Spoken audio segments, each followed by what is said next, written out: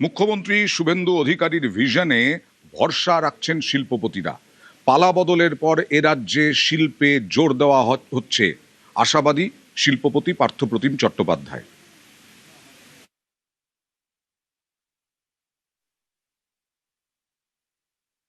এক কথায় আমরা খুবই আশাবাদী। এবারে নতুন যা পলিসি এবং যে ধরনের ভিশন আমাদের সিএম এর রয়েছে, চিফ মিনিস্টার, নতুন চিফ মিনিস্টার শুভেন্দু অধিকারী বাবু, পশ্চিমবঙ্গের সব থেকে সুবিধা হচ্ছে যে আমাদের এখানে skilled man power, educated man power, আমাদের এখানে সব রকম এলিমেন্টই আছে। নাও এটাকে আমরা কি করে সদ্ব্যবহার করে সবাই মিলে পশ্চিমবঙ্গের মধ্যে শিল্প নিয়ে আসতে পারি, সেই প্রচেষ্টা করলে নিশ্চয়ই ফল হবে।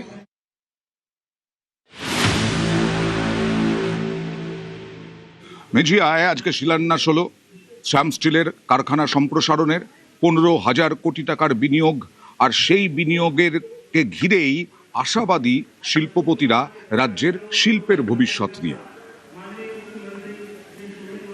আমরা খুবই উৎসাহিত যে আজকে আমাদের সেন্টার থেকে অ্যালাইন্ড হয়ে একটা স্টেট গভর্নমেন্ট এখানে এস্টাবলিশ হয়েছে। পুরো ইনভেস্টমেন্টের ক্লাইমেটটাই যেন চেঞ্জ হয়ে গেছে। সবাই ভাবছে যে এখন কিভাবে আমরা একটা ভালো ইনভেস্টমেন্ট করে জিনিসগুলো করতে পারি। আমাদের নিজের মেম্বাররাও সব চিন্তা করছে যে কিভাবে এই স্টেটে আরো ইনভেস্টমেন্ট করা যায়। ছোট ছোট জিনিসে দেখছি যে ওরা ইমিডিয়েটলি ওইটাকে সলিউশন করার চেষ্টা করছেন। শ্যাম স্টিলের অত বড় ইন্ডাস্ট্রি একটা স্থাপনা হচ্ছে, তো 100% এনসিলারি ইন্ডাস্ট্রিজকে তো আসতেই হবে। ছোট বিজনেসম্যানরাও একটা উদ্যোগ করার একটা জায়গা পাবে, বেঙ্গলের লোকরাও এখানে থেকে কাজ পাবে, কাজ করতে পারবে। মেজিয়ায় শিল্পে বিনিয়োগ, খুশি মেজিয়া সহ বাঁকুড়ার বাসিন্দারা।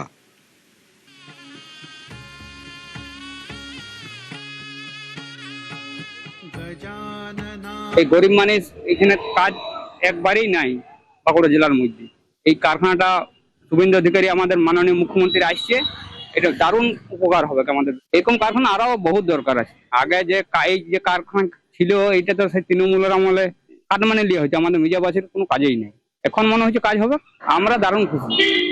আমাদের সরকারকে অসংখ্য ধন্যবাদ। কয়েক হাজার লোক করে খাচ্ছে, গরিব মানুষ। এই কারখানা হওয়ার কর্মসংস্থান প্রচুর হবে, প্রচুর সুবিধা।